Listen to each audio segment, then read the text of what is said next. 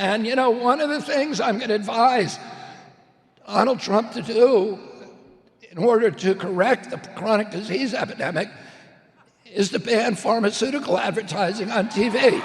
There's only 2 countries in the world that allow pharmaceutical advertising on the airwaves. One of them is New Zealand and the other is us. And we have the highest disease rate and we buy more drugs and they're more expensive than anywhere in the world. Hey gang, it's me, Dr. Steve. So as many of you know, the world we're living in right now is facing an alarming health crisis.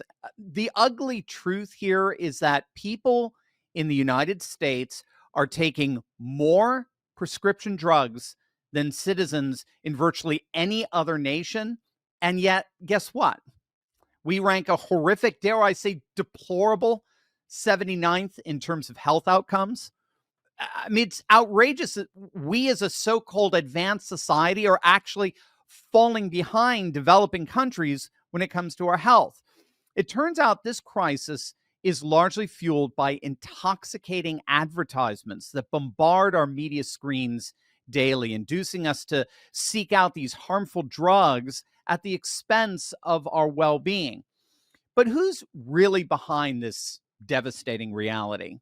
Well, as we all saw with the recent Bobby Kennedy confirmation hearings, it really is none other than the pharmaceutical companies, Big Pharma. These giants make billions by encouraging us to medicate ourselves instead of focusing on real solutions for our health. They frankly thrive on keeping us sick and weak. Their ads flood our television screens, generating a false sense of safety, but in reality, they're generating a dependency with every pill. And don't expect them to admit that they're the cause of our deteriorating health. Their priorities lie with profit, not people. So what's the result of this onslaught of prescriptions? Bottom line, the result is a catastrophic increase in drug dependency, all the while our overall health plummets. This is the world made sick by corporations that prioritize profits over people. Well, Dr. Ashley Lucas is here with us to help us uncover insights into how we can resist this drug-laden culture and become truly healthy. Now, if you don't know, I personally lost over 60 pounds using Dr. Ashley's program, PhD Weight Loss, which is a natural approach to weight loss that balances the art and science of healthy living. And she's going to show you how to do exactly the same in a live webinar on Thursday, February 27th. Just click on the link below to register. Dr. Ashley, welcome. Great to see you again, as always. Yes, Dr. Turley, the same. Great to see you. Yeah. So the world, I mean, what do you think? The world seems to be facing a very alarming health crisis, and we seem to be falling behind other nations, even though with all this big pharma spend. I mean, how do you see this situation, especially considering just the overwhelming influence of pharmaceutical companies' advertisements for their drugs? I mean, with all the advertising we're seeing, you'd think we'd be the healthiest nation on the planet, wouldn't we? It's so wild. I'm glad that you brought that up. I think the Super Bowl was a really great example. The ads during the Super Bowl just alternated between these disease-causing beverages and junk food, convincing us to eat these highly palatable, highly addictive food that provides big food with a lot of profit, and then alternates with Big Pharma and these drugs that are supposedly the cure also to the obesity that they've caused. When these solutions aren't FDA approved, they make us dependent on Big Pharma. No matter what, they get the profits. So whenever we look at media and these advertising, I think we just need to follow the money and the wallet, and it shows us who's profiting. And they just do not have our best interest at heart. And it's so frustrating for me. I think a lot of people, when it comes to weight loss, they've just lost hope. They don't think they can do it on their own because they've not been given the right solution. And then when they see this kind of magic bullet, magic pill, might find themselves leaning toward that when really it's not causing them long-term support and better health. Right. You know, I'm curious, in your view, how all of this ended up happening? I mean, how we got here with the rise of prescription drugs and the aggressive advertising campaigns, the hundreds of billions of dollars that have come into all of this. How did we as a society become so vulnerable to this system that profits from our sickness? I think in general, we like things that are easier, right? We like things that happen quickly. We don't love delayed gratification just because of how we've been conditioned with social media and Instagram and Facebook. We see all these things it looks like to us that just happens immediately. And so that's what our expectation is. Now we have these expectations. We've been pushed to become addicted to certain food, like I shared, because of the profits that big food gets. And so then when we see these supposed solutions, we just easily go for it, and we aren't curious. I think we need to be curious, just like we now have curiosity around, oh, thanks to RFK Jr., vaccines. Like, we just need to ask questions. And I always believe that if it sounds too good to be true, it usually is. And the same thing is coming up with these weight loss injections. We're now seeing really, really negative long-term side effects. And people are Yeah. going to these because they think it's going to help them drop weight, but it doesn't. At PhD Weight Loss, we actually help people drop weight in a sustainable way, in a faster way. Like, Dr. Turley, when you were dropping weight, you were probably around 3 pounds a week on average, and you dropped Yep. 60 pounds. With these Yeah. medications, on average, people are dropping only 15% of their weight, which seems like a lot, but it really isn't. And then when they get off these medications, which most people do within a year or two, because they just can't either stand the price, because it's around $20,000 a year, or they Wow. can't stand the way they feel, because you feel flu-like, lethargic, you lose a lot of muscle.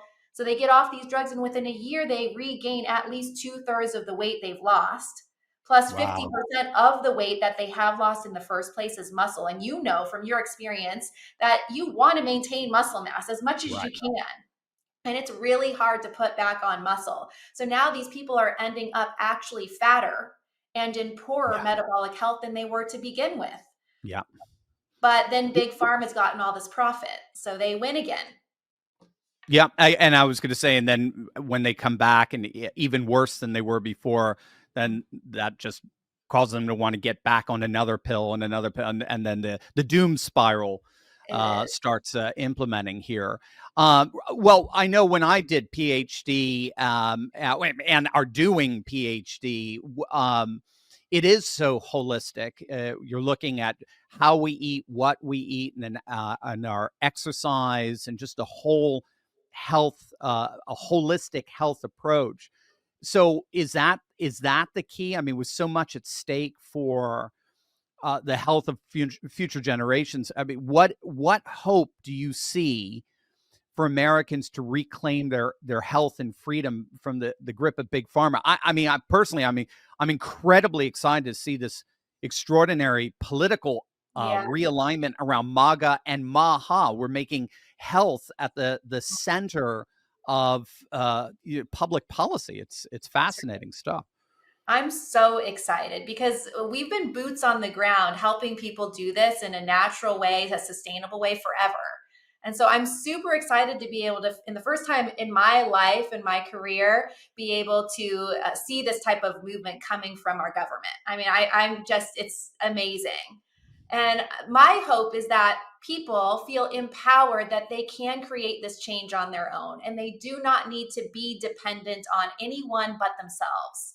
That they feel like, gosh, I need to and want to take personal responsibility to support my body, that is a miracle. Really, our body is a miracle, and it is our job and our responsibility to take care of it. That's my perception.